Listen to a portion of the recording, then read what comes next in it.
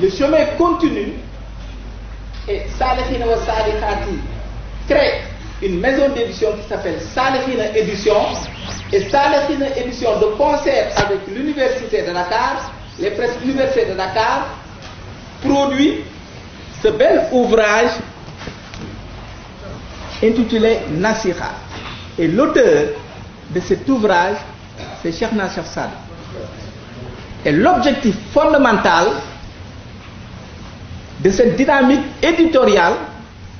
sur l'orientation de Chérif Mahmoud Aïdara, c'est de vulgariser les enseignements de l'islam, c'est de vulgariser les recommandations de Cheikh Nasser Saad.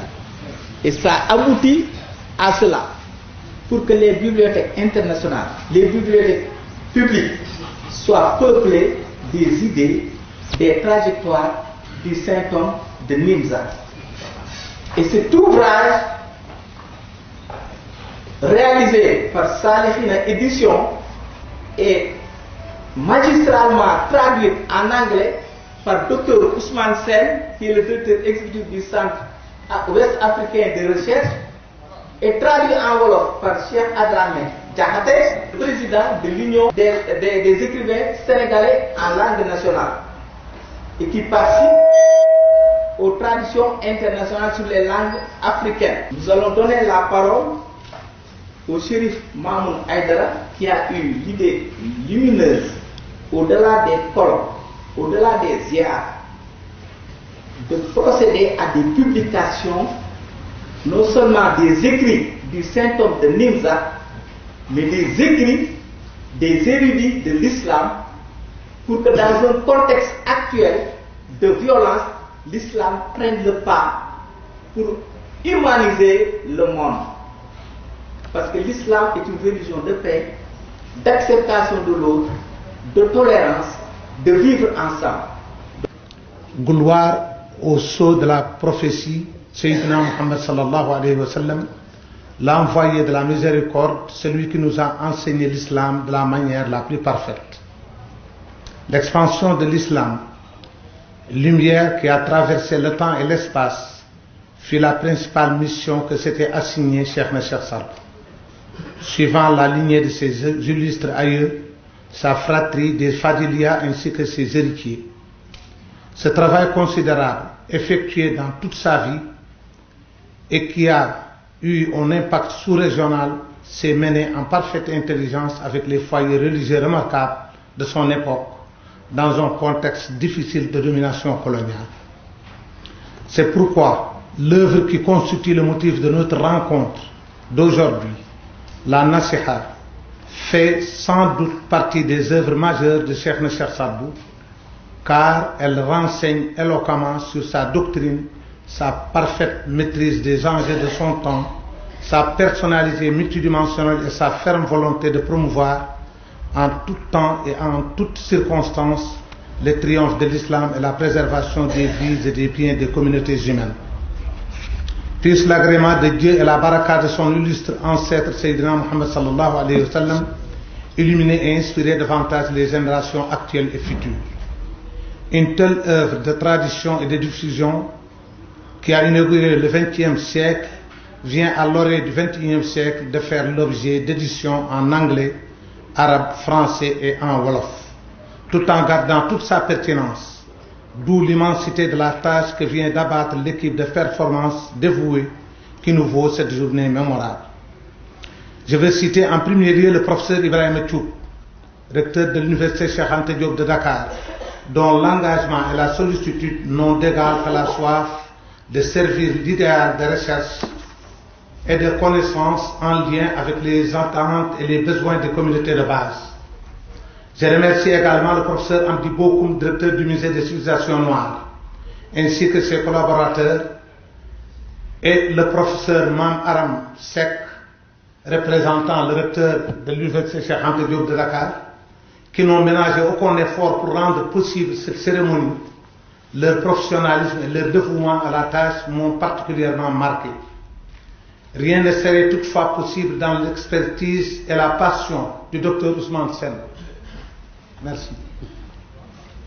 Directeur du Centre ouest-africain de recherche, WARC, qui a eu l'initiative de la traduction en anglais de cette œuvre de grande envergure et qui l'a réalisée de manière admirable, qu'il trouve ici l'expression de notre profonde reconnaissance.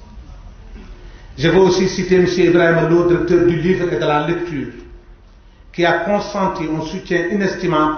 pour l'édition de cet ouvrage. Ce faisant, il a admirablement rempli la mission qui lui est dévolue de participer à l'expression des idées et des cultures ainsi qu'à l'éveil des consciences, qu'il soit remercié. Je n'oublie pas mes amis et mes talibés, regroupés dans l'association Sadiqina au Sadiqat, qui se sont investis pour que l'on arrive au résultat d'aujourd'hui.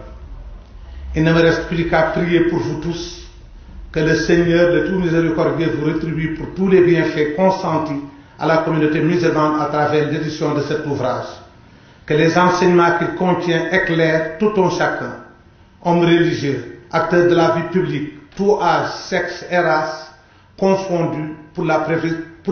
préservation de la paix et le triomphe de l'islam. Je vous remercie de votre aimable attention. Merci. Je voudrais d'abord, au nom du directeur professeur Ibrahim Chou, vous remercier d'être présent, mais aussi remercier Chérif Mamoun et l'association qui dirige de nous avoir associés à ce projet. Donc, et là, je ne fais que répéter les quelques mots que j'ai entendus du professeur Ibrahim Choubou aujourd'hui même. Donc, il m'a chargé de vous dire que ce projet de livre sur Cheikhna Cheikh Sadbou, intitulé Nasiha, entre en droite ligne avec la mission de l'université, qui est d'élaborer et de vulgariser des savoirs, ou en tout cas de participer à l'élaboration et à la vulgarisation des savoirs. Et je crois qu'il est lui-même, c'est il fait partie de ceux qui pensent que la mission de l'université, c'est de ne pas s'enfermer, ni de se limiter, ou de se fixer des limites, en tout cas, par rapport au champ qui l'intéresse, au champ de savoir, au domaine de savoir qui l'intéresse. Donc l'université, en principe, devrait s'intéresser à tout, à tous les objets, et en faire des objets de réflexion scientifique. Nous avons tendance à penser que la religion ne doit concerner que ceux qui sont des experts, qu'ils soient musulmans ou chrétiens. Ce sont les seuls à pouvoir parler de religion, alors que nos sociétés ont des défis aujourd'hui que seul le savoir et le partage donc des savoirs peut aider à surmonter, et l'université fait partie de ces acteurs du savoir. Donc c'est dans ce cadre-là que donc l'université s'est intéressée depuis le début, d'abord au colloque sur l'anniversaire, célébrant l'anniversaire de Cheikhna Cheikh Sadbou, mais aussi à l'ouvrage, le Cheikh des deux rives, et aujourd'hui la Nasiha. Et c'est un partenariat qui va se poursuivre. Il y aura d'autres projets. Je vais terminer simplement en disant que demain peut-être d'autres rencontres comme celle-là vont se tenir sur d'autres objets, sur d'autres thématiques, sur aussi d'autres figures religieuses. Mais le plus important, c'est de remettre tout cela dans leur contexte historique. Donc aujourd'hui, on parle de la Nasiha, mais surtout de cet appel de Cheikhna Cheikh Sadbou à la paix à l'abandon de la guerre, simplement de la guerre sainte qui parfois ne se justifie pas. Le contexte, on a eu des guerres saintes. L'histoire de l'islam est parsemée de guerres. Mais il arrive aussi des moments où d'autres moyens, d'autres stratégies doivent être développées pour surmonter les crises, autres que donc l'usage des armes. Donc je pense que ce texte s'inscrit aujourd'hui dans le cadre dans lequel nous sommes, où il est question de l'islam politique, mais aussi de l'islam pur, donc, c'est-à-dire cette religion qui veut que la société soit construite dans la paix, dans l'unité et le vivre ensemble. Ce texte-là, il est particulier. Et celui qui l'a écrit est particulier. C'est pour ça que le titre que l'on a donné en anglais et en français, il ne faut pas le voir comme tel. Un mandement, un mandate, c'est-à-dire ordre, pratiquement ordre buñ le ko jox. Je dirais à la limite, ce n'est ni injonction, ni ordre. C'est une invite. maa ngi lay prier, maa ngi lay ñaan nga def lii ak lële. C'est une invite. Mais c'est une invite qui dépasse la dimension épistolaire, c'est-à-dire la dimension lettre, correspondance. C'est une mine de savoir. Tout est documenté. li xew ba muy xew li nar a xew loolu yëpp daf ko jël ba pare jàllale ko ba taawu prophète rasulullah ne la nag lii maa ngi lay ñaan bu ko def ndax soo demee ci téere bi telle page di nga fa gis lii ak lii ak lii. Donc loolu ça veut dire que non seulement c'est une invite mais frère am bi muy waxal mu ngi koy jàngal ba léegi mu ngi koy jàngal lépp mu ne ko demal fii di nga ko fa gis ñu ngi ko fa bind. man nag you know bi ma affaire bi nga xam ne moom mu gën a intéressé mooy bi mu ko interpellé mu ñëw ni day julli fekk fu nekk mooy takk ngànnaay mu ne ko loolu ba ngay julli lan la sama papa wax mu ne waaw sama papa wax na ma affaire ngànnaay mais dama ne ko papa wax ma foo xam ne fii ci alxuraan nee nañu su fekkee ne sol nga ngànnaay sa julli araam na mu ne ko déet xëy na waxuñu ko waaye julli gi mu ngi gën a sedd su fekkee tekk sa ngànnaay yi fii mu ne ko comme sama papa nga yaa ma ko ñaan dinaa la ko may. loolu traduire naa ko même maa ngi toog lu yàgg di ci réfléchir.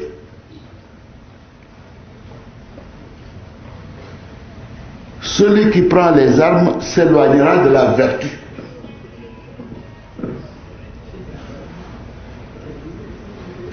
te nag vertu mooy li nga xam ne soo jëlee alquran ak enseignement prophète yépp ce mot là le mot vertu mun na ko résumer parce que vertu mooy jikko ju rafet te kiy bind lettre bi ki ko bind pratiquement phrase boo jël ba pare lire ko di nga ci gis vertu bi fam ko jëlee ak ni mu ko bindee ak conclusion yi mu ciy tiré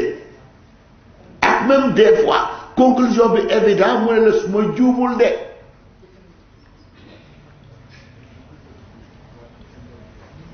parce que lépp lu ñuy def ci àddina su fekkee ñu ngi ci diine te ñu gëm diine ji you know ça se résume à ça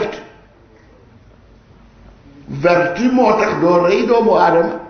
verti moo tax doo nambara doomu aadama vertil moo tax doo def lu bon doo ko yéene sa borom verti moo tax lépp looy def dafa sell téere religion yépp ci lu sell la ñuy puus donc su fekkee ne yore ngànnaay bokkul ak xol bu sell ak jëf ju sell kon dans ces conditions nañ xam ne ñépp ñi nga xam ne ñu ngi wax ci turu yàlla ci àddina si te yore ngànnaay ñooñu ñoom nekkuñ ci yoon bi nga xam ne moo war moo tax ma ne livre bii dañ ko war a tasaare ci àddina partout te ñu ciy waxtaan ak xale yi très tôt pour que tentation bu ñëw dugal leen ci loo xam ne li xamuñu ko loolu moo taxoon sax Chérif ma gën a sawar encore ci traduction anglais bi parce que dama nekkoon dans ces conditions war nañ ko mun a wasaare ci àddina si ñi dégg arabe ñi dégg wolof ñi dégg anglais ñi dégg français te soo génnee ci làkk yooyu ci àddina si pratiquement amatul leneen ñu won leen téere bi ñu jàng ko te xam ne nag téere bi dafa taxaw ci loo xam ne lii dëgër la parce que nag Gallo ngi ni représentant recteur a ngi ni université mooy fi nga xam ne dañ lay jàngal li nga xam ne mooy dëgg parce que xam-xam mooy dëgg parce que lii nag xam-xam la parce que lépp loo xam ne lii génnee nañ ko ci wax ko dafa am fuñ ko sukkandi te nag mënuloo sukkandiku foo xam ne fii dépassé na waxu yàlla bi jaar ci prophète bi ñu def ko ci alxuraan kooku c'est pas possible te man kiy bind Chérif ma naw ko lool am xam-xam te forcé woon nit ki ne ko xamuloo dara déglu lu may wax soo fàttale ko bii suraat wala bële suraat nañ ko jàngaat lan nga ci kii man di li la yaakaar naa ni li nga d'accord ak man am nga xam-xam mais doo forcer nit ki ne ko li ngay def baaxul dans ces conditions déglu lii ma lay wax parce que loolu mooy dégg non da nga koy mocc day mocc ki bind day mocc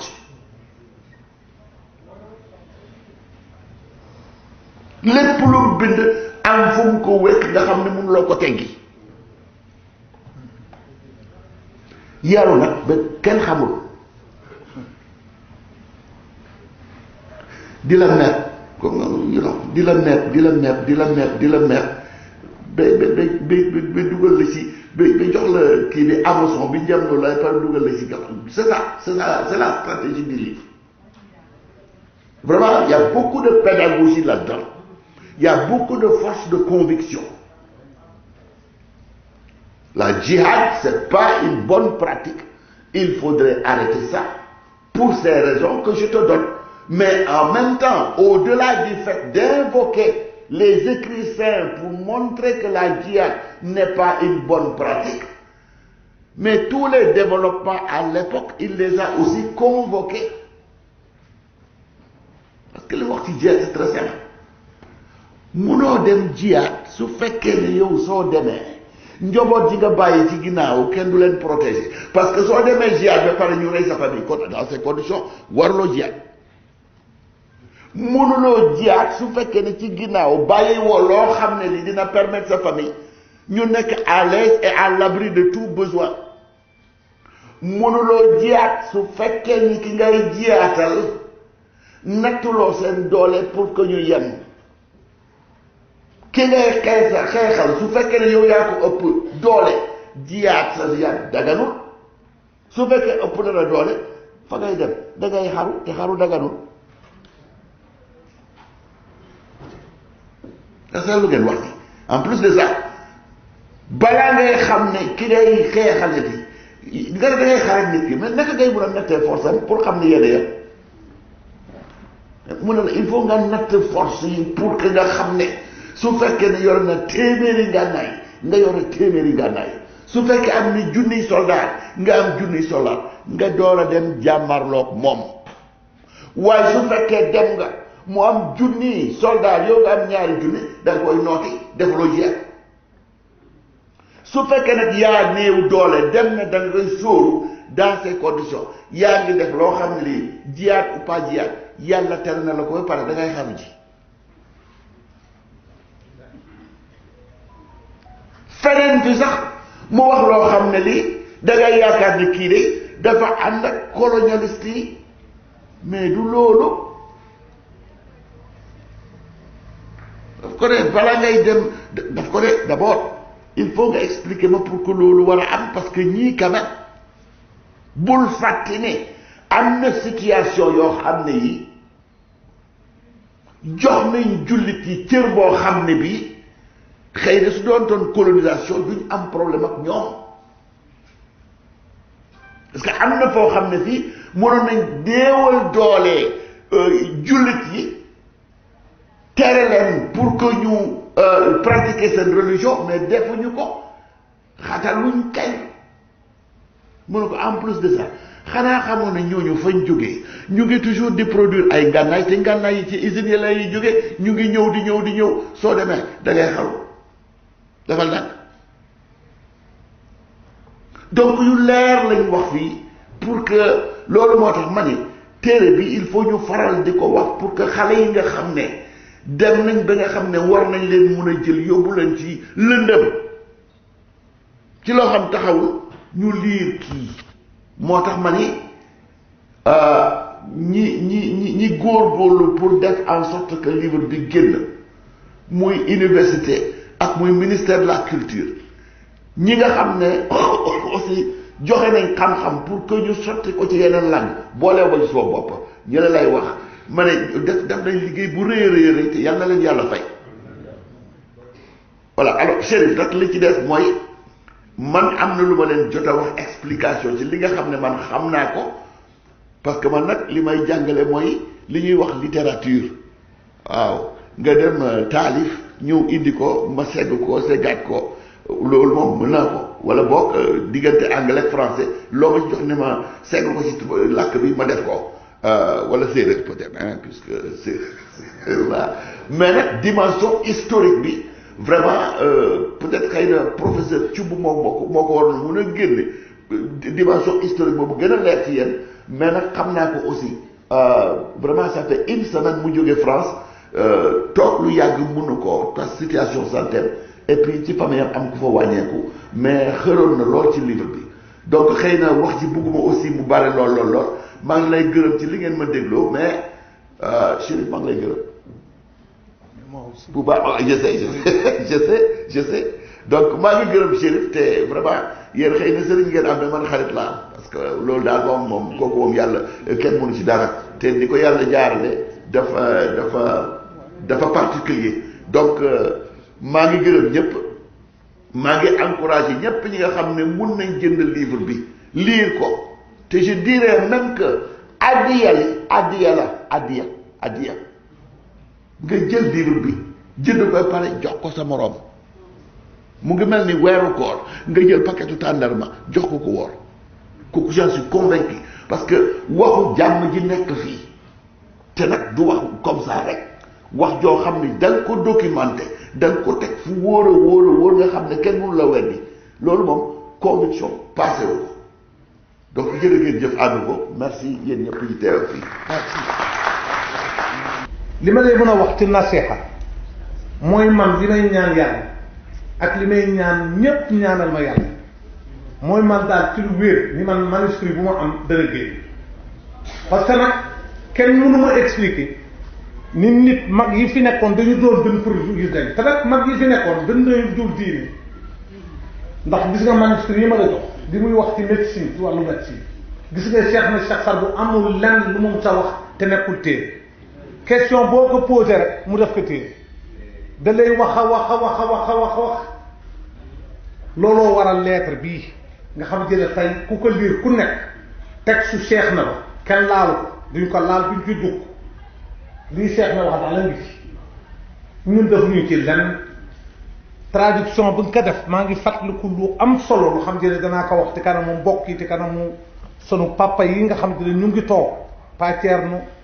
ñu ngi leen ñaanal yàlla mais ñu ngi lay ñaan nga ñaanal yàlla ndax jataay bii yaay kilifa jataay bi yépp ndax alhamdulilah fan yi la yàlla jox te yàlla na yokk yàlla nga yàgg sanu kanam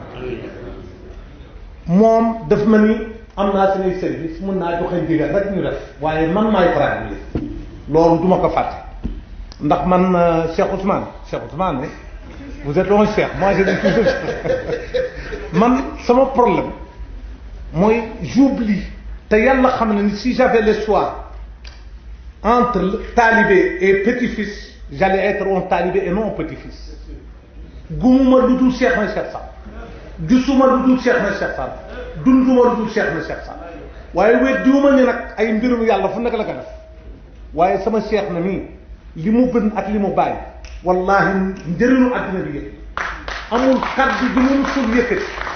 ba muy toog ak le gouverneur il était invité par le gouverneur de Saint-Louis ba muy toog daf ko ni man fii ak laalu leen l'islam fii ak tuddu leen l'islam wax na ba tudd Cheikh Ahmadou Bamba te kooku j'ai devant moi un chercheur il sait tout ça moo ma ko gën a xam sax bu leen bàyyi leen diw bàyyi leen nitu yàlla yi bàyyi leen ñii amu leen jotewu leen ak ñoom dara kookoy Cheikh na Cheikh Saad Cheikh na c'est le musulman Cheikh na c'est l'africain Cheikh na mooy wooteel yàlla kel fii te nag teg ko ci sharia ak sunna déedéet am na fu xam te nee na leen su leen ko laal rek ngeen gis ni mais fii ak laalu leen ka nag jotewuñu dara mais sama laa ilaha illa allah mooy sama jihad laa ilaha illa allah du ma nekk ci kër mukk te nekkul ci kaw te kenn mënu ci dara heure julli fu mu jot man doot julli histoire Ndar ku nekk xam na Cheikh na Cheikh Saad dafa bind bàyyi Cheikh na Cheikh Saad ba muy ñëw dugg ci réew mi boobu jamono der bu ñuul kuy der bu weex rek muy arab muy tubaab ba léegi sax da am na dañu ñu jàppee ay jaam moom daal ñun ñii nga xam ne ay der bu ñuul lañu moom jàppewuñu lenn lu dul jaam ci la Cheikh na ñëw nag nit de ñii ay nit lañu nit ñun ñii ñun ak ñoom benn lañu ñii daal yàlla nee na ci alquran azim wa ja'alnakum shu'uban wa qabaa'il li ta'aarafu inna akramakum inda allahi atqaakum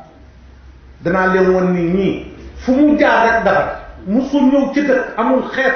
tu xam te dafa ko wël ci biir réew suñu ne kii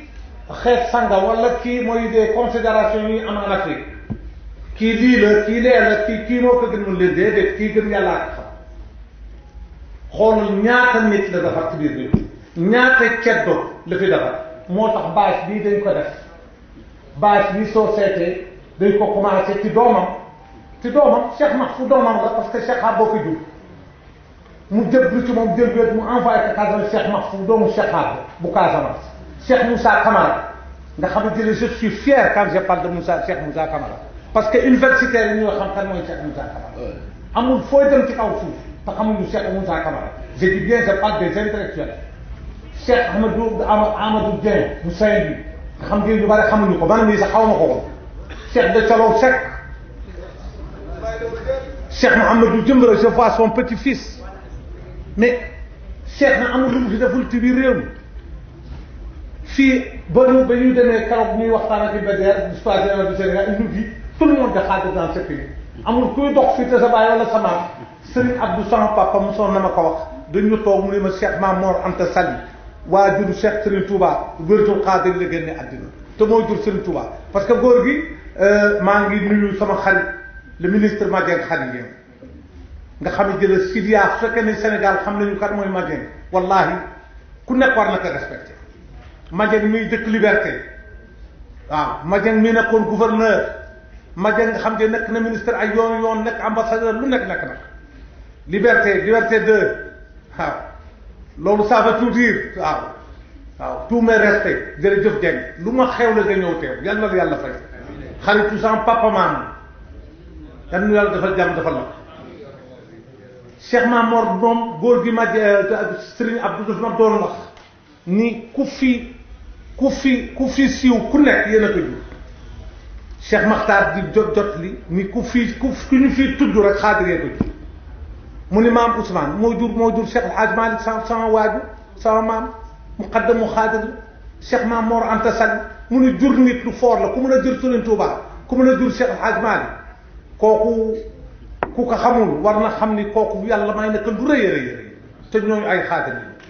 tabaarakallah ñuy sant yàlla ci loolu nga xam ne yàlla dafa naka tariqa defal na ko njaboot Cheikh na Cheikh Saad bu ñëw nag ba mu ñëwee yàlla daf ko boole ak nit ku ñuul amul doomam tay buy dox te sa baay sa ndey wala sa maam du nit ku ñuul amul te loolu waxoon na ñu jaxasoo loolu dëkk bu nekk ku mu seexal ne la bu ñëw ci man gisuma fen seexal juma baa ngi nii def nga xam jële moom daf ko xool ni ko ku la gis bésu ajjuma sa yaramam araamal na sabara waxalu ko doom waxalu ko sëriñ waxalu ko keneen Cheikh Mouhamadou Ndiaye bu la budu nee na ko koo jiitee sa yaramam araamal na sabara Cheikh na Cheikh Saad bu amul lu mu deful ci réew mi Cheikh na ba muy ñëw fii ci réew mi Adra ba àddina Casamance amul xeer amul gox amul dëkk bu xam te ne dafa fa samp fa wëri xool leen Cheikh Mouhamadou Diop bu nga Cheikh ñoom Ndoumane Seck mais suñuy toog fi di lim ci lim ba donc au moment moi je dis je respecte Cheikh na Cheikh Saad parce que damay nit bu xam te bëgguma ko xeeb nit te bëgg naa ko fonk ñëpp te ab jullit day mel ni Cheikh na Cheikh Saad jullit dafa am loo moomut jullit dafa am comportement boo war a jullit du julli rek ak woor ak kurus gu gudd jullit comportement la du yére du leneen jullit waaw quand on parle su fekkee ne 100 la 95% yëpp ay comportement 5% yi mooy ibada julli allahu akbar li ci des yëpp dafa am loxo jullit du fen jullit du def lu mu dul def jullit du yéene moroom du ñaaw koo koy Cheikh na Cheikh Saad jullit du xeeb kenn ku nekk da lay jël ku mu def Cheikh nag du tabax Cheikh Adra Cheikh Abdou du man de Cheikh Moustapha Cheikh de du c'est pas Cheikh là ça c'est gis nga Cheikh na de c'est une vérité ñun amuñu lenn lu dul Cheikh na Cheikh Saad ñun dunduñu lenn lu dul Cheikh na bindu Cheikh na yi li ma ci am fii ak maa ngi dund danaa ko bind te nag li ma gën a neex nag mooy professeur université yi toog di critiquer di wax rek je suis à l'aise parce que loolu lay xam-xam parce que xam-xam da ngay bàyyi ku nekk wax ci lu mu ko gisee dañ koy jëbbal lu ko nekk wax ça me dérange pas ku wax ci Cheikh na ma tontu la rek nag indi la ay preuve yu leer ba convaincre la ba ngay gis lu ngay gis nga xam ni Cheikh na waaye ñu dañu leen di topp ci seen jamono Cheikh ñoom Cheikh Dekalo ñoom Cheikh Adjouma Ba ñooñu c'était des Cheikh yoo xam ne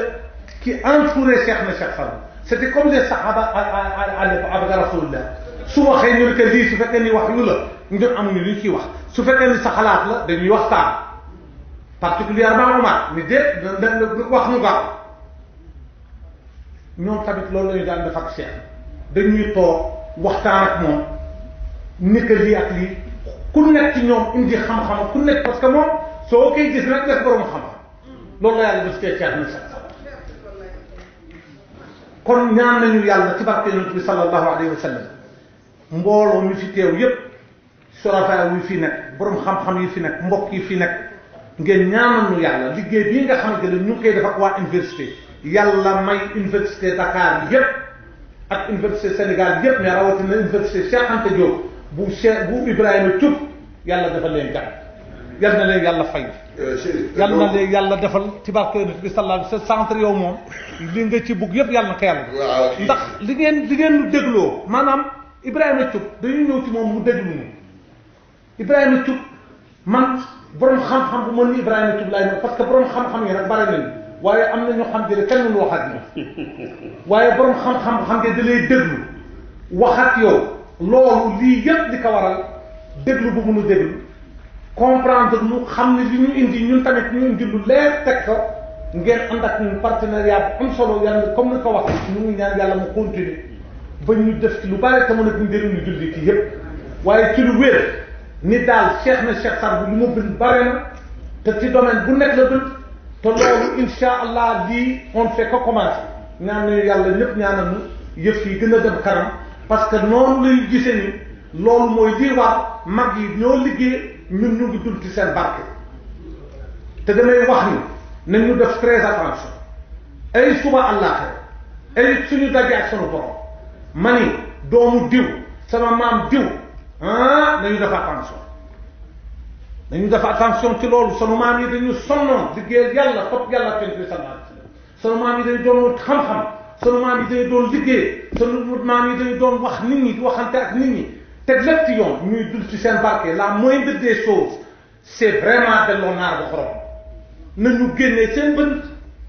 et ñu ngi ñaan nit ñu génnee seen bënd ku am manuscrit na ka génnee sànq rek yaa ngi may wax lu xam te ne lu am solo lu xam te ne dem lay bàyyi nga wax ko ci wàllu musée bi parce que su leen demee ba fas yéene defal Cheikh na espace bu Cheikh na Cheikh Saad Bou ci biir musée bi amuñu lu gën a sant leen gërëm leen ñun xaajal yépp nag di sant ñëpp di gërëm ñëpp di rafetlu lii nga xam ne la tabaarakallah waa université Cheikh Anta Diop de Dakar dañu ko defal centre ouest africain de recherche sunu centre la Alési.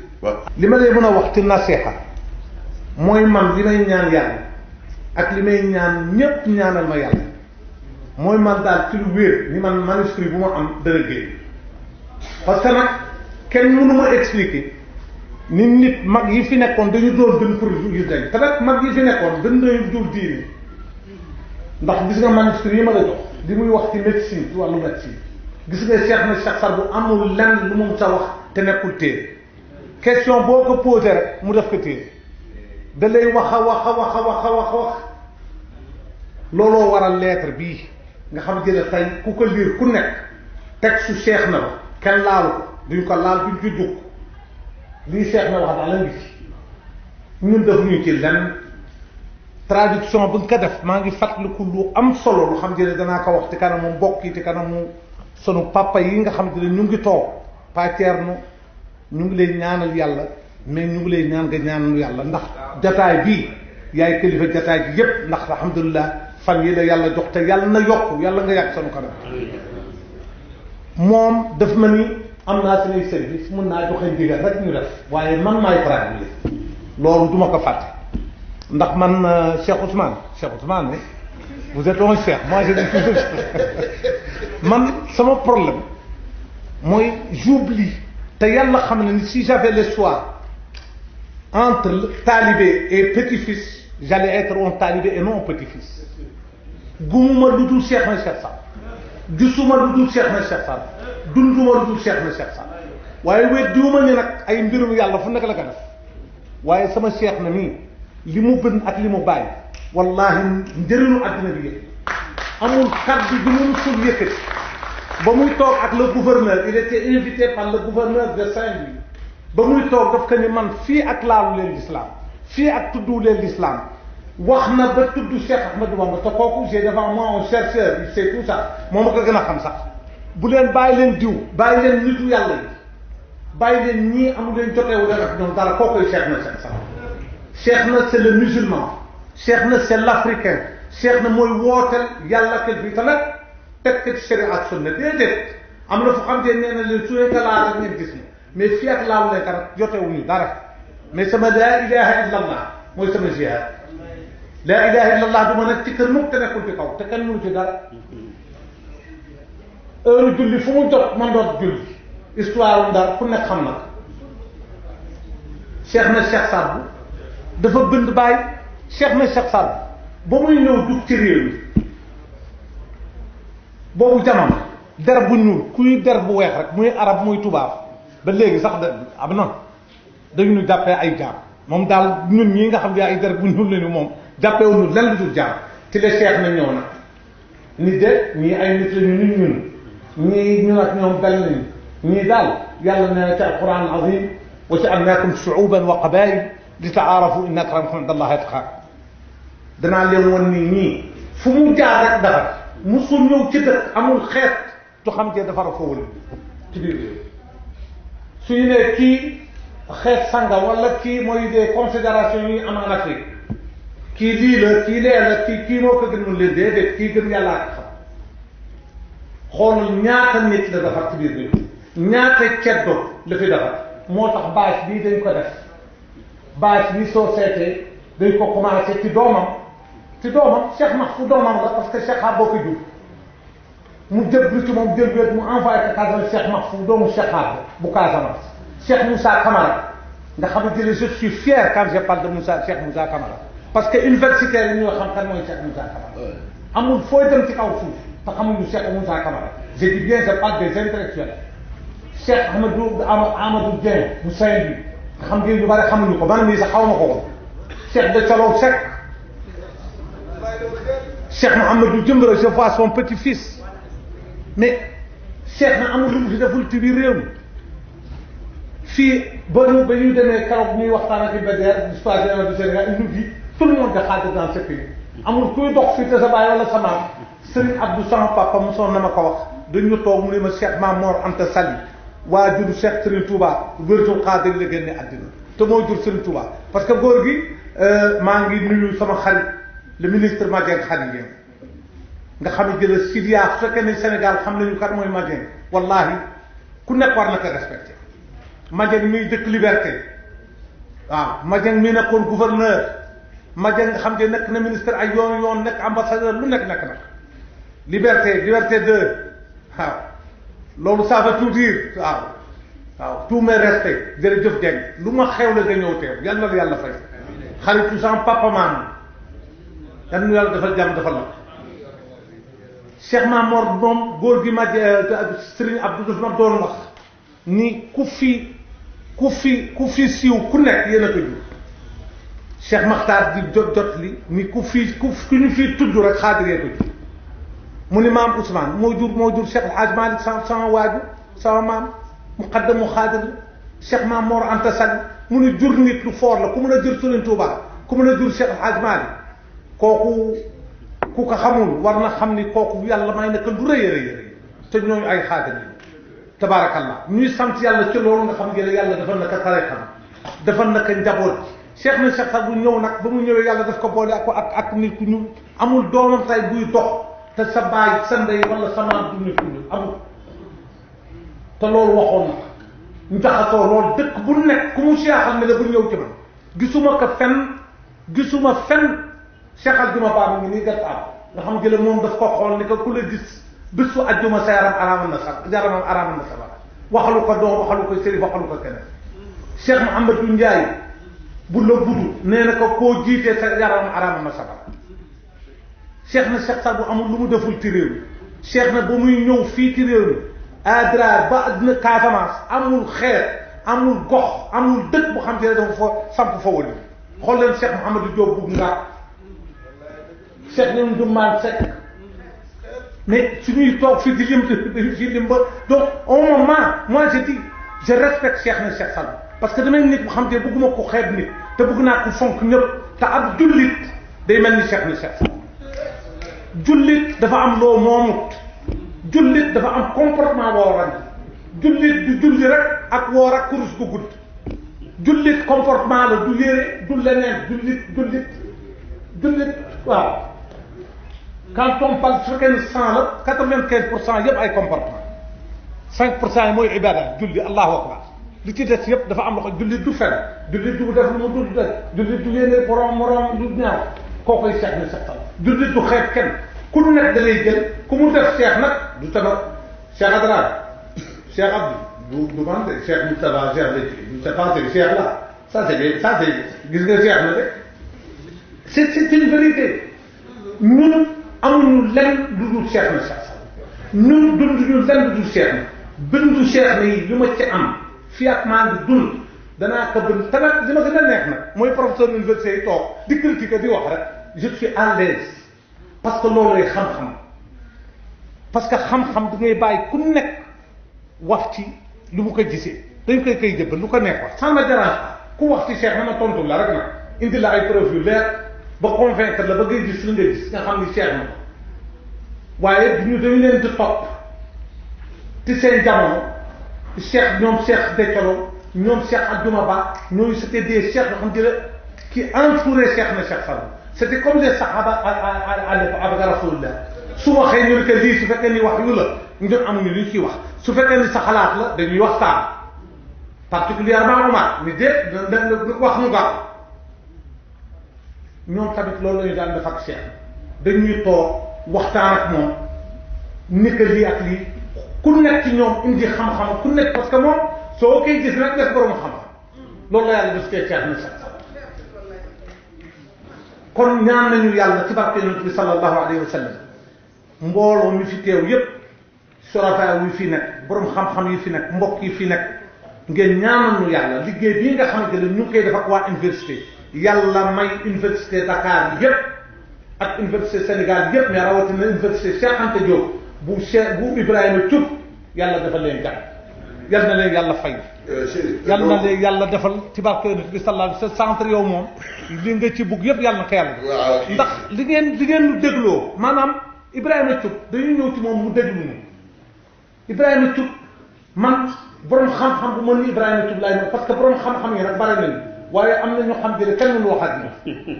waaye borom xam-xam xam nga da lay déglu wax ak yow loolu lii yëpp di ko waral déglu bu mënu déglu comprendre ñu xam ne li ñu indi ñun tamit ñu indi lu leer teg ko ngeen ànd ak ñun partenariat bu am solo yàlla comme ni ko wax ñu ngi ñaan yàlla mu continuer ba ñu def ci lu bari te mën a njëriñu julli ci yëpp waaye ci lu wér ni daal Cheikh na Cheikh Sadbou lu mu bind bare na te ci domaine bu nekk la bind te loolu insha allah lii on fait que commencer ñaan nañu yàlla ñëpp ñaanal ñu yëf yi gën a dem kanam parce que noonu lay gisee ni loolu mooy lii war mag yi ñoo liggéey ñun ñu ngi dul ci seen barke te damay wax ni nañ ñu def très attention ay suba àllaaxira ay suñu daje ak sunu borom ma ni doomu diw sama maam diw nañu def attention nañu def attention ci loolu sunu maam yi dañu sonnoon liggéeyal yàlla topp yàlla kenn bi sallallahu alayhi wasallam sunu maam yi dañu doon xam-xam sunu maam yi dañu doon liggéey sunu maam yi dañu doon wax nit ñi di waxante ak nit ñi te lépp ci yoon ñuy dul ci seen barke la moindre des choses c'est vraiment delloo naar bu xorom nañu génnee seen bënd et ñu ngi ñaan nit ñu génnee seen bënd ku am manuscrit na ka génnee sànq rek yaa ngi may wax lu xam te ne lu am solo lu xam te ne dama lay bàyyi nga wax ko ci wàllu musée parce que su leen demee ba fas yéene defal Cheikh na espace bu Cheikh na Cheikh Sadbou ci biir musée bi amuñu lu gën a sant leen gërëm leen ñun xaajal yépp nag di sant ñëpp di gërëm ñëpp di rafetlu lii nga xam ne tabaarakallah waa université Cheikh Anta Diop de Dakar dañu ko defal. di wax nag ci livre bii naan ci bi ma ci xam dama dégg sama baay ak Cheikh Mamour di ci waxtaan yàgg na lool lettre bii bi ñu ñëwee tas nañ ko Afrique bu mu jeex tàkk fépp fu am université fépp fu am góoru yàlla nee nañ leen jël leen lettre bi ngeen jàng ko fa te ngeen def ko ko li ngi def xam naa lépp bind ngeen ko ci biir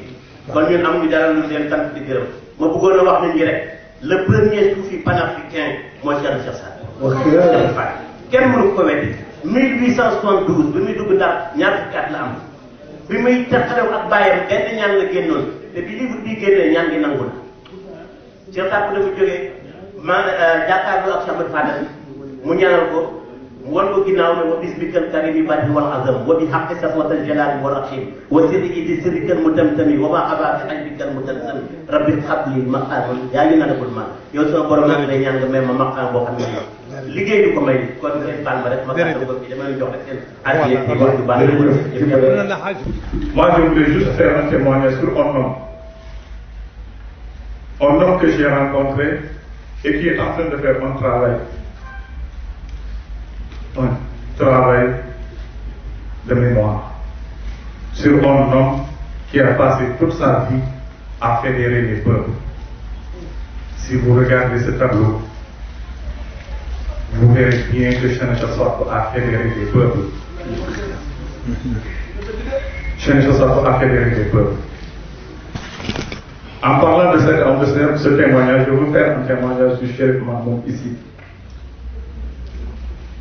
que j'ai rencontré pour la première fois, si je ne me trompe pas, c'est en 2009, dans le bureau du secrétaire général du ministère des Pêches et de l'économie maritime, qui est son ami et son disciple. Moi, j'étais venu dans le bureau du secrétaire général en tant que conseiller technique avec un parateur pour traiter des dossiers. Je suis entré, quand j'ai voulu faire demi-tour, mais le secrétaire général m'a dit, venez, c'est votre part. Quand on a échangé, il a dit à son secrétaire, au secrétaire général, lui, c'est mon fils. Il est de ma famille, c'est le sang. Ouais. Et depuis, il est en train de travailler jusqu'en 2017, quand il a appelé le porte-parole de la famille de Cheikh na Cheikh Sadbou pour lui faire part de l'organisation du centenaire de Cheikh na Cheikh Sadbou. On lui a donné mon nom et mon numéro de téléphone pour que je vienne représenter la famille de Cheikh na Cheikh Sadbou ici au Grand Théâtre, ici, pour une conférence de presse qu'il devait faire pour lancer les travaux d'une rencontre qui devait se tenir à l'université de Dakar. Ce témoignage, je le fais parce que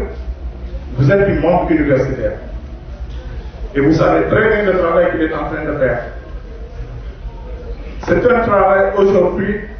que le monde doit comprendre, que le monde doit connaître. Aujourd'hui, nous travaillons une situation très critique dans ce monde. En parlant de vertu,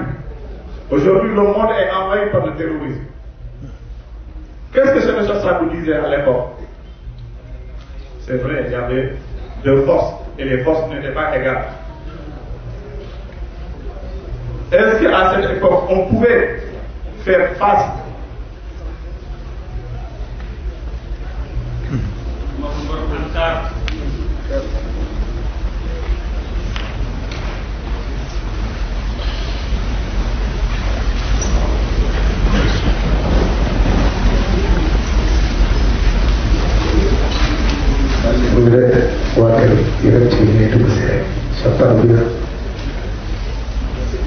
vous m'excusez. Donc je disais, à cette époque, le véhicule de Cheikh Sassabou,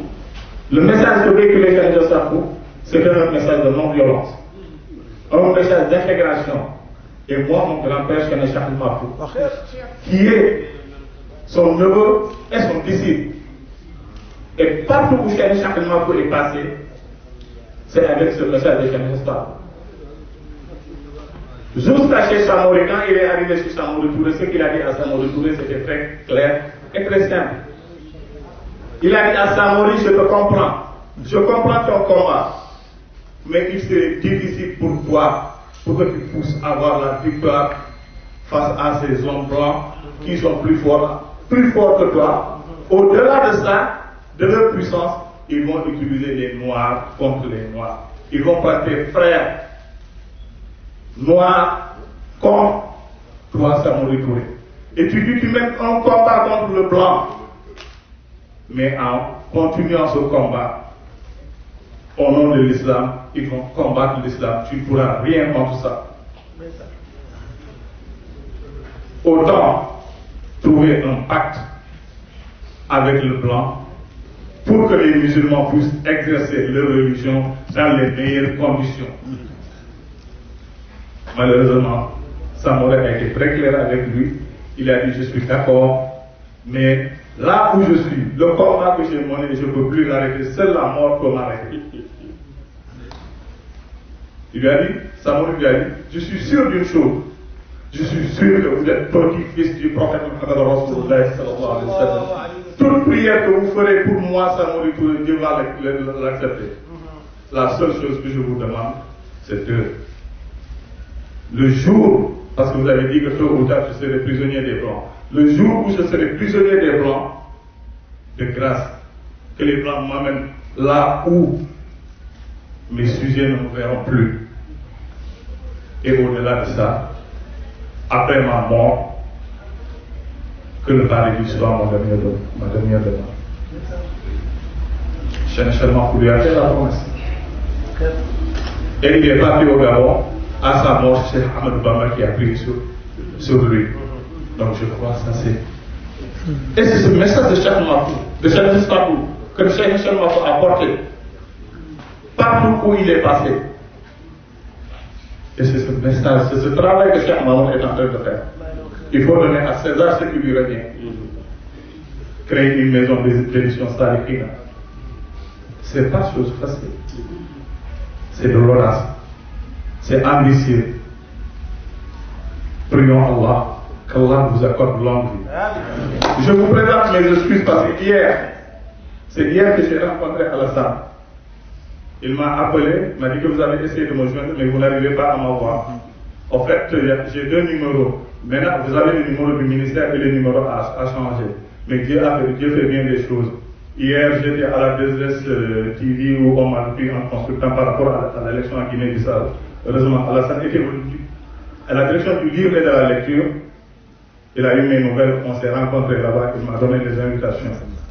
Et pour la Guinée-Bissau, pour la petite histoire, sur cette route de Cheikh Sassabou, Cheikh Mafou a été en Guinée-Bissau. Il a pris la fille, la princesse du roi du Gabou, Nyonkoli Mane, et qui a eu 2 enfants, Sidi Ali et Sadani. Il s'est trouvé que Sadani est la maman à mon père. Et ma maman est la fille de Cheikh Samsudine, le Cheikh Al-Mahfouz. Et cette mission, je crois, aujourd'hui, Cheikh, vous êtes sur la bonne voie. Continuez. Nous sommes là à vous accompagner. Vous êtes très bien entourés parce que le professeur Choubou, j'ai eu à faire la même classe avec sa fille Assoumette Choubou. Donc, au-delà de qui je connais chez lui, et j'ai eu à travailler aussi avec lui sur les 50 ans d'indépendance des pays africains, mais ce travail a été fait sur le monde religieux. Donc, merci. C'est ce témoignage que je voulais faire. Que je vous présente. maa ngi fas yéene man ak saadiqina wa saadiqaat at bu nekk ñu tuddee ziyaar tuddee nag ci biir réew ci jamono yu ñu nekk ku ñu tudd ñu foog ni mbooloo la wala xaalis ku ma tudd bul ma jox 1 franc ndax soo ma ko joxee du ma koy jël bul indi su la neexee kenn mais nga ñëw ak sa mbirum maam nga bindal ko sa bopp jëbbal nu ko parce que loolu liggéey la bu ñu ci war a def at bu nekk incha allah fas nañu yéene tuddee ziyaaru Nimzaat bi benn cheikh je ne parle pas de cheikh ne cheikh Sadbou mais damay wax ci pël yi ci wolof yi ci séeréer yi ci lébu yi ndakaaru ji canal bii fi nekk canal bii li ko waral cheikh ne cheikh Sadbou lépp lu fi am nag cheikh ne cheikh Sadbou lu leer laa la dégg cheikh ne cheikh Sadbou li mu fi def cheikh ne cheikh Sadbou der bu ñuul ak réew mi dañ ko war a ñaanal yàlla dañ ko war a delloo njukkal cheikh na cheikh Sadbou njabootam yi toog duñu ay naar de Chérif bu Nangami de il est de la Mauritanie et l'être social est déterminé par son milieu social moo tax mu son bubbu naar kaala naar mais kii c'est le Rasulullah sallallahu alayhi wa sallam kii c'est le Sénégal yeeg mbax na Kajoor ngay dëgg kéema gi Maroc c'est ça la famille de cheikh na Mouhamed Fadel ndax cheikh na Mouhamed Fadel Mamin kooku nga xam ne góor dootul mel ni cheikh na Mouhamed Fadel Mamin kooku jur 53 447 kooku jur cheikh na cheikh Sadbou jur cheikh Maoul Ayni jur cheikh Mouhamed Taqiyullah cheikh Hassan na cheikh Hadrami ak ñeneen ak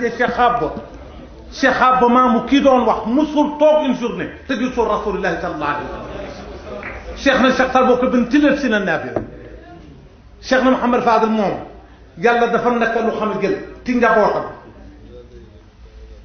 kenn musu ko gis maanaam man musuma gis lu mel ni cheikh na Mouhamed Fadel Mamin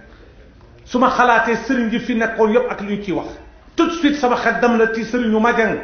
Khary Dieng muy Cheikh Ahmadou Bamba bañ koy laaj ki ngay tudd sa doom kan la muy Cheikh Mouhamed Fadel Mbacké Mamoun Mbacké doomam di jarbaatu kee ma ko jox Madiang nii toog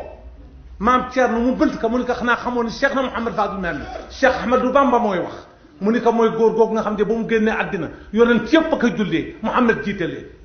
mu ni ko deuxième sax bi Jibril alayhi salaam moo jiite malaaka yi ñetteel ba mu ni ko ñun awliyaaw yàlla cheikh Maoul Ayni moo ñu jiite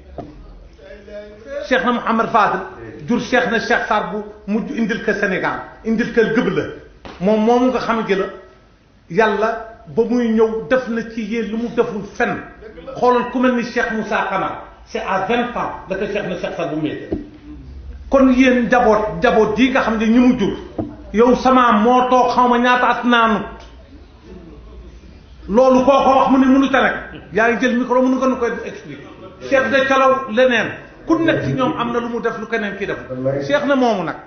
njaboot ji ak la famille xaaj ak li nu yàlla defal yàlla may nu sëriñ bu mel ni cheikh na yàlla may nu maam bu mel ni cheikh na cheikh Sadbou nañu génnee li cheikh na cheikh Sadbou am nañu génnee li mu bënd nañu won adduna bi parce que njëriñu ñëpp la cheikh na ñëpp la cheikh na du sëriñ cheikh na sëtu Rasulullah sallallahu alayhi wa sallam cheikh na est le petit-fils du prophète le 37e petit-fils de Rasulullah sallallahu alayhi wa sallam cheikh na du ab naaru gannaar cheikh na du wolof cheikh na du pël cheikh na du séeréer cheikh na shérif la sëtul Hassan la ñii ñooy njabootam ça c'est le Casa ça c'est il est de la Casamance mi ngi nii toog xamul fu Mauritanie féete kee c'est le Marocain kee c'est le Saoudien parce que sama turandoo Mouhamadul Mamoun magu cheikh na cheikh Sadbou moomu nga xam ne ci biir lël si na naafila moom ba muy am 20 ans cheikh na cheikh Sadbou am 17 ans le émir ba dajale tous les oulémas ni cheikh na xërëmkat la cheikh na c'est le marabout des chrétiens parce que position bu mu jël amul lu ko naaru gànnaar yi yekkul ñu dajale tous les ulama mi ngi wax ci biir lël si na naafila wa xaasatul ulama u dawaani ñëpp daje war a daje ak ñaari xale cheikh na fekk 17 ans son grand frère na fekk 20 ans mais jour boobu li fa jógee addina bi yëpp xam na loolu ñëpp a jëb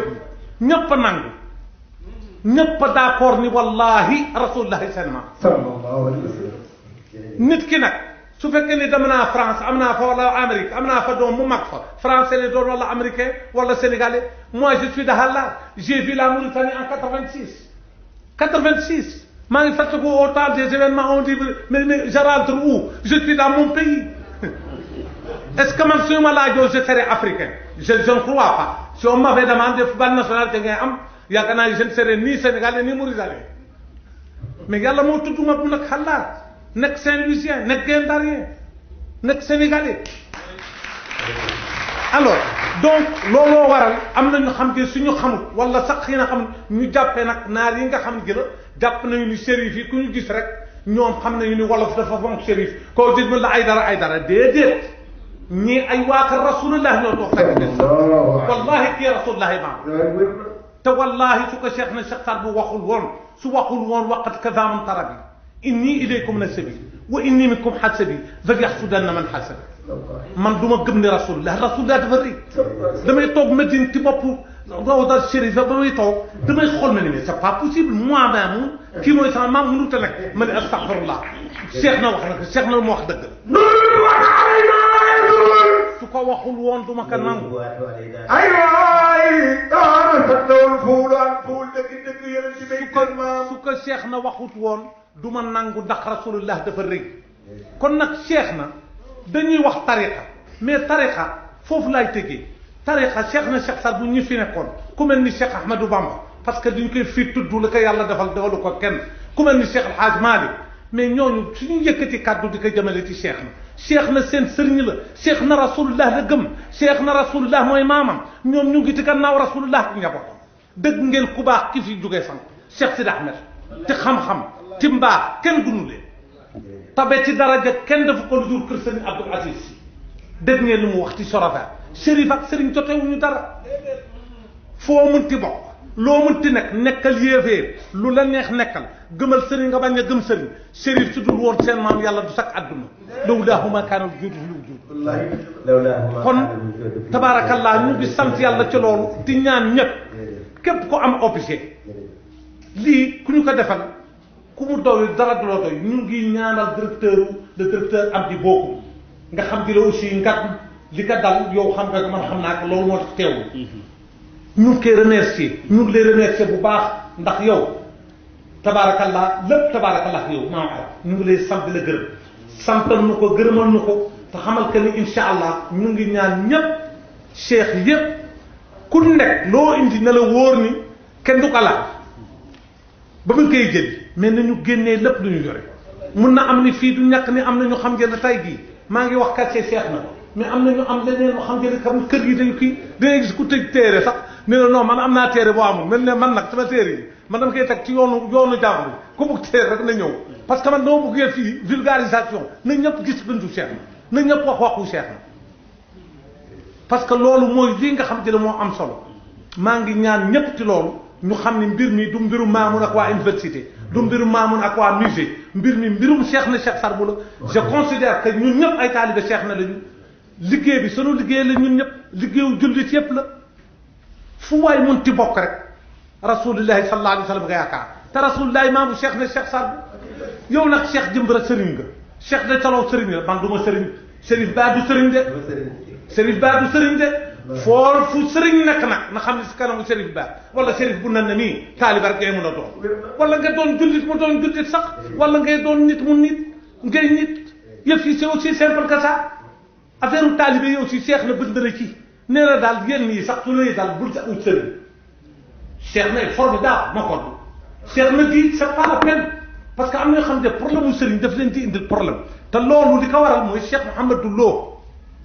mii nga xam te ne dafa jëbloon ci Sëriñ Tuuba di bën cheikh na di ko wax man amatuma jàmm xalaatatuma buggatuma lu dul ñëw ci yow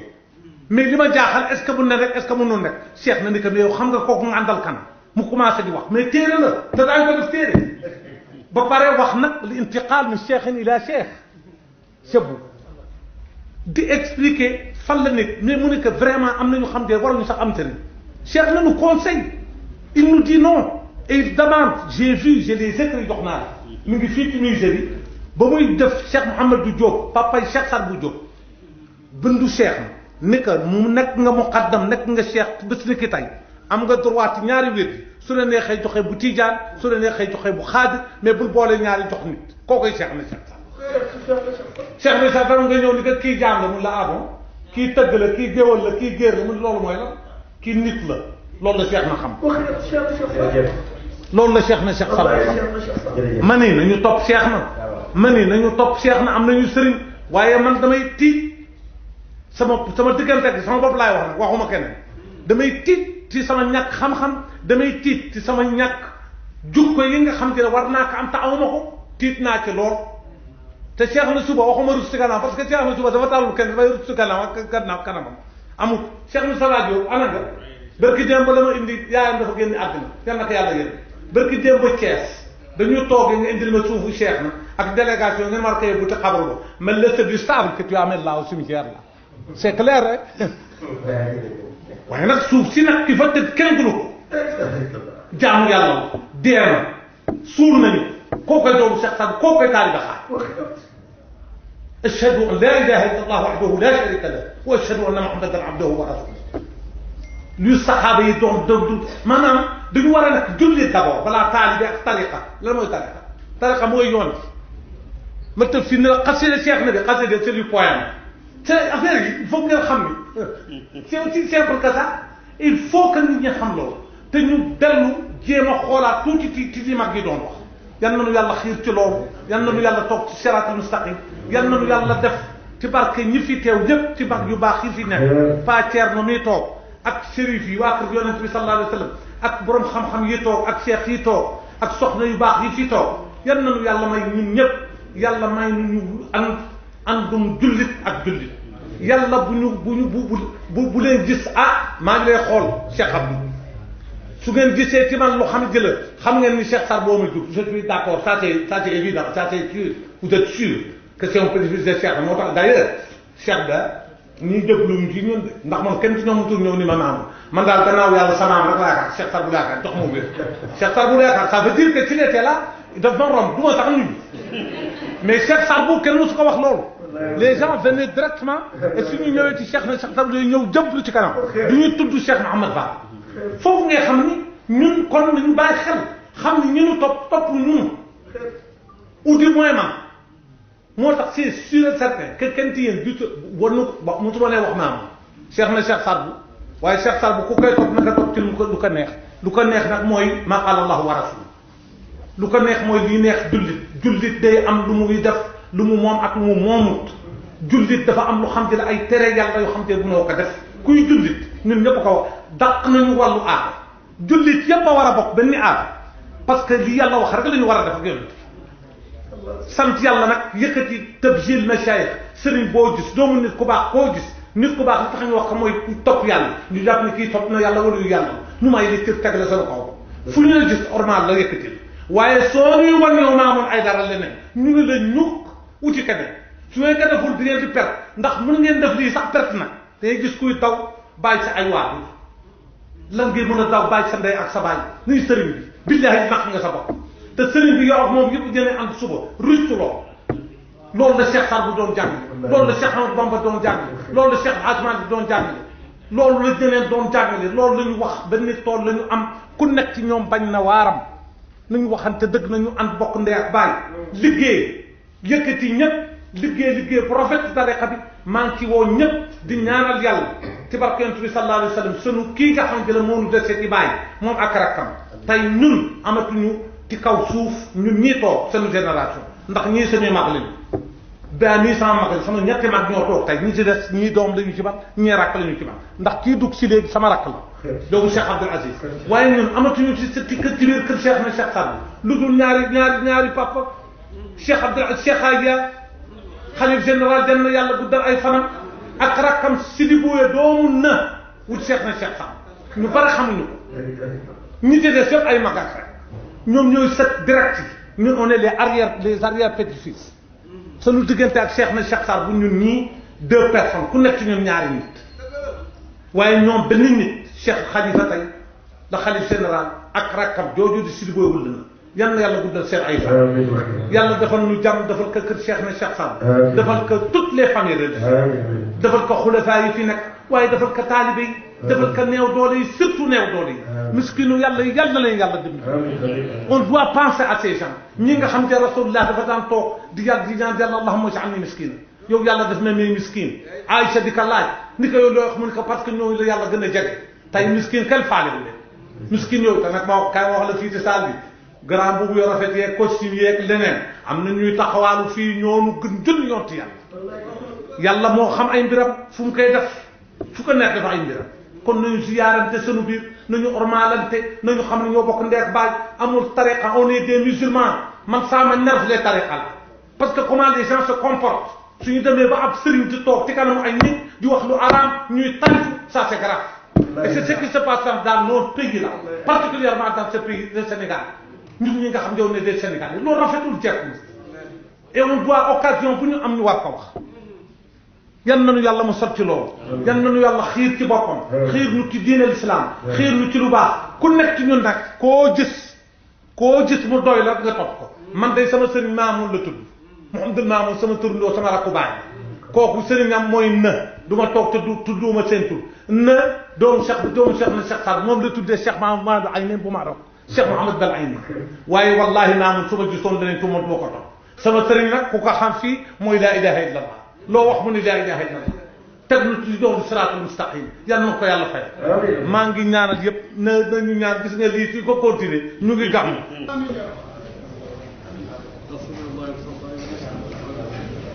amin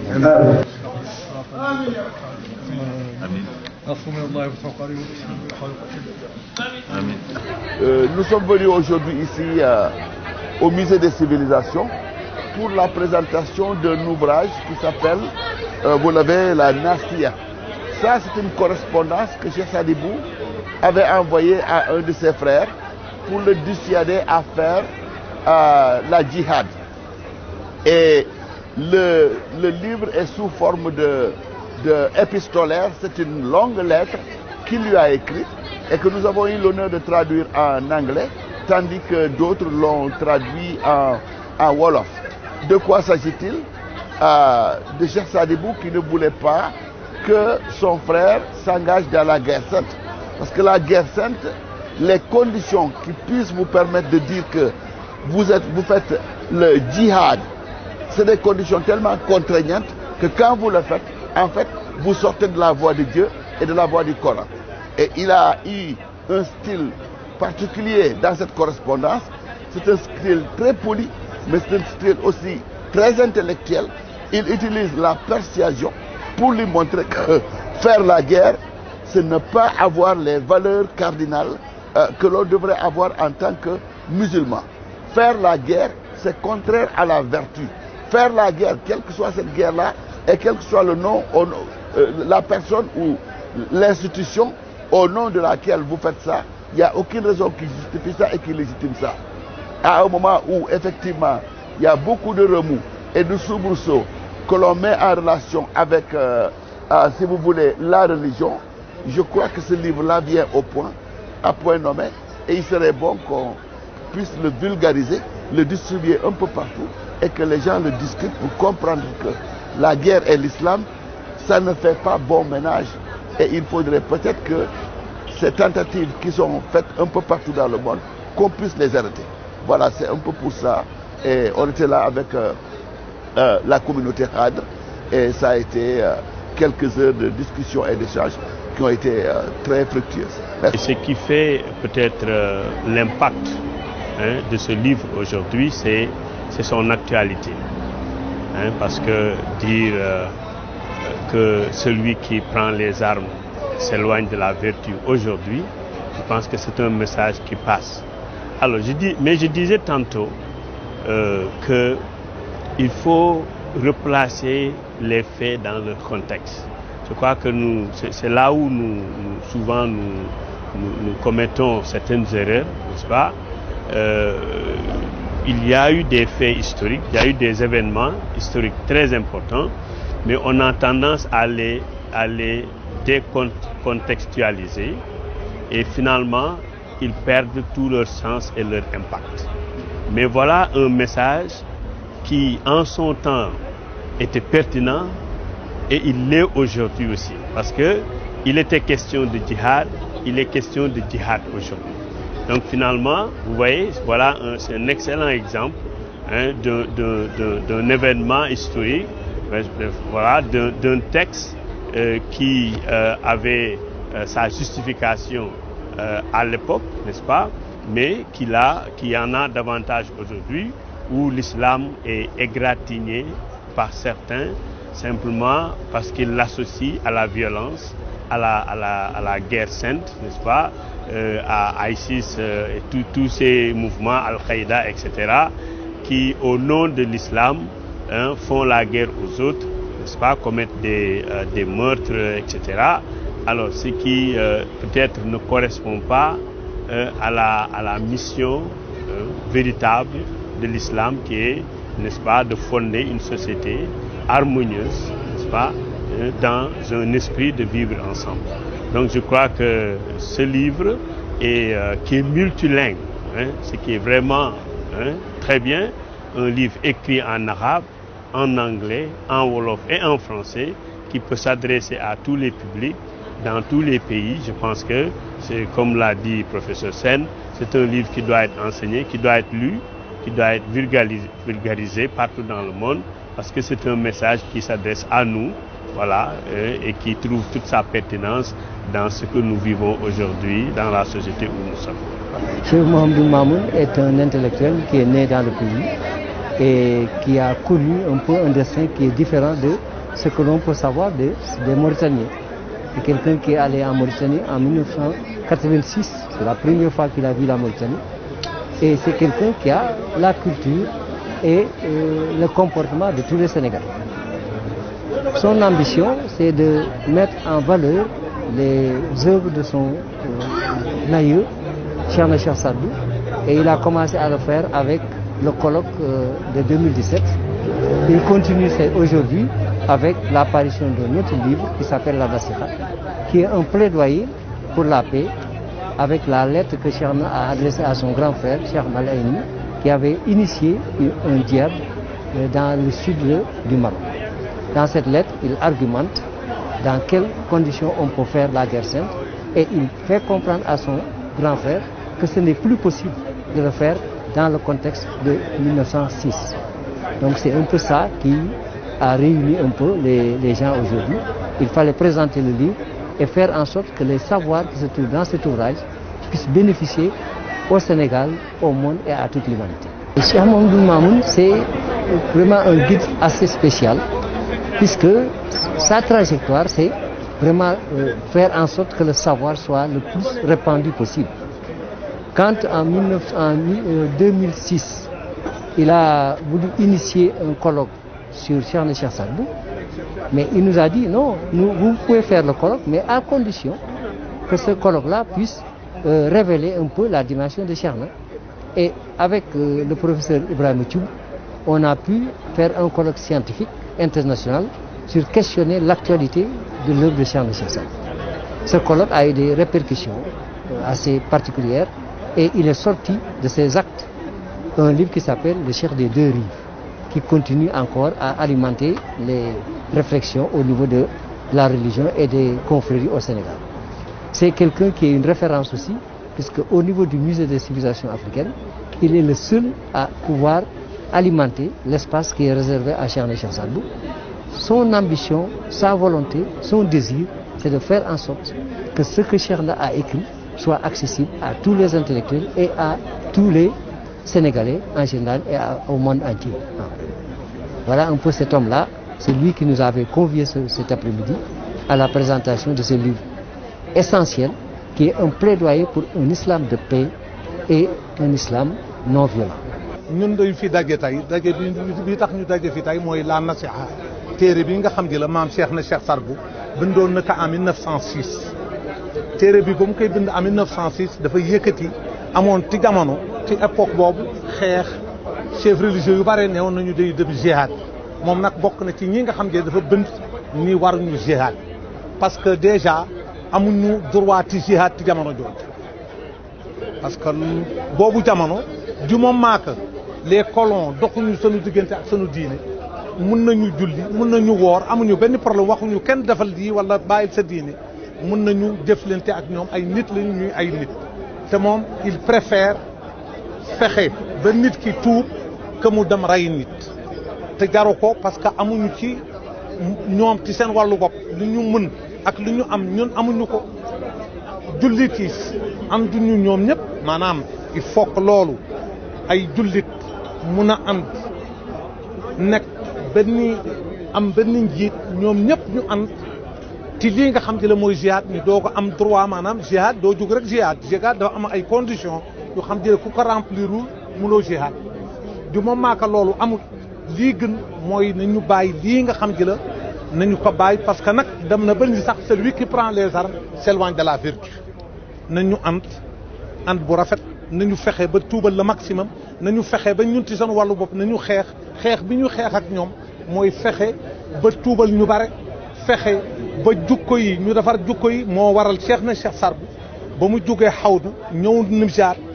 jugee Nimjaat dugg Sénégal ji amul xeet joo xam ne la Cheikh na dafa fa Cheikh amul xeet tey rek les générations yi nga xam ne la xamuñu waaye ci jamono amul kenn kuy dox ci biir réew mi te sa baay wala sa maam du xaaja lu nekk la def nag amul lu mu deful ci xeet yëpp fu ñuy waxee kii jaam la mu def la waliyu fu ñu waxee kii ab géwal la mu def la loolu fu ñu waxee kii woyu la mu ni kooku laa soxla kii solaar la indil leen ma ko li ma tax a jóg du len lu dul ñii nga xam ne la ku nekk dañu leen rejeté suñu ne kii lii la moom mu ni non ñun ñëpp benn lañu parce que loolu la yàlla wax Cheikh Saad Bou moom maa bu ñuy def nit ñi ay jaam di leen def leneen ci lay jël ay cheikh def leen ci biir dëkk bi ku nekk mu samp la ci dëkk nit la nag bul ñëw ci man il disait aux gens bu leen ñëw ku ñëw ci ñoom aussi fekk si ka Nimjaat ni ka diw laa ñëw mu won ma yoon ma war a ñëw Nimjaat mu ni ko yow loolu fii wut si yow diw jooju kay doy na la ndax kookoy man maay moom dellul ci kooku lii nag ci man mi ngi ci moom mu waxal ka ñëpp moom moo waxal Cheikh Aljuma Ba te xeetu pël la bokk Ba la sant nee na ku koy gis bésu ajjuma sa yaram araaman na safara moo wax Cheikh Ahmadou Ndiaye bu lëbbudu ni ku mu jiite du lakk moo wax Cheikh de Colow ni dana ko def loo jox lu xam jële kenn amu ko su ko neexee dundal dundal nit pas dundal nit mais je veux dire ku dee ku nekk su ñëwee taxaw tiim ko dana ko waxloo mu waxloo ko moom moo waxloo néew ba ci lompul addina bi yëpp a xam loolu taalibe Cheikh Saad Bou amul lu ñu defut Cheikh cee fay fii la nekkoon Mbuur tubaab yi tere gerte su indee gerte ñu ko gerte mu ni buy la ñuy xotti muy buy ñëpp teg ci seen bët kanaalu Gueule Tapée gi Cheikh Saad Bou ko waral tey jii kuy lébu ci biir Ndakaaru jii war nañu am seen bés bu xam jële uniquement pour sant Cheikh Saad Bou ndax li mu def ci Ndakaaru ji kenn defu ko ci Ndakaaru ku dul moom Cheikh Saad Bou xam-xam la Cheikh na amul wàll bu mu bindul Cheikh na amul fu mu deful ay mbiram ci mbir yëpp yemale ñëpp naar pël wolof amul xeet bi mu defar ci xeet yëpp xeet bu nekk day ñëw Casamance yéen na fakk tudd Cheikh Mahfou sunu maam Cheikh Mahfou amul lu mu fa def Cheikh Saad Bou sharia ak sunna Cheikh Saad Bou dëgg Cheikh Saad Bou c'est un homme exceptionnel Cheikh Saad Bou surtout rasulillahi la et j'ai l'habitude de le dire et je le dis mooy que Cheikh Saad Bou du sëriñ sérif la sëriñu ñëpp ku bañ ne nag sëriñ Cheikh Saad Bou mu nekk sa sëriñ bul nekk yaakaar naa sax doomu aadama ndax soo ko nekkee rek nekk nag parce que rasulillahi maamam donc sérif ak yonant ak sëriñ dañu wute y a une différence entre en fait les chérifs et les marabouts livre bi nag lii ci gën a am solo pour man mooy ñun man dama jug nii dafa am bindu mag yi dañu bënd te mag yi bënd dañuy wax rek waaye mag yi dañu bënd ci domaine bu ne waaw lu tax tey kenn mënul wax man dama koy jëbbal ay universitaire man li may def et ça je vous dis que l'objectif c'est quoi c'est ces manuscrits là ñu jox ko des gens qui ne sont pas des talibés parce que ñii liggéey ci manuscrits yi kenn ci ñoom du talibé am na ñoo xam ne amuñu sax diine ku mel ni ñoom Jean Smith ak ñoom David Robinson ak ñeneen jëbbal leen xam-xam la ñu xool ko lan moo tax ñun ñu war a garder bindu maam yi pourquoi lu tax kenn mënul discuter sëriñ bi daal lu mu wax rek noonu pourquoi xam-xam la ku nekk mën a yëkkati kàddu ndax rasulullah sax dafa daan toog wax saxaaba yi ni ko yow su fekkee ni lii wax yu la nga wax nu ko su fekkee ni ci yàlla la jógee duñu wax waaye su fekkee ni ci yow la jógee dañuy waxtaan dañuy wax sanu xalaat wax sanu lu ñu ko gisee ñun loolu mooy xam-xam ku nekk am na droit wax ci alquran ji tey ku ko gis ci leneen rek nanu ko wax waaye kenn du gis dara ndax waxu yàlla waaw loolu rek la wasalaamu aleykum wa rahmatullah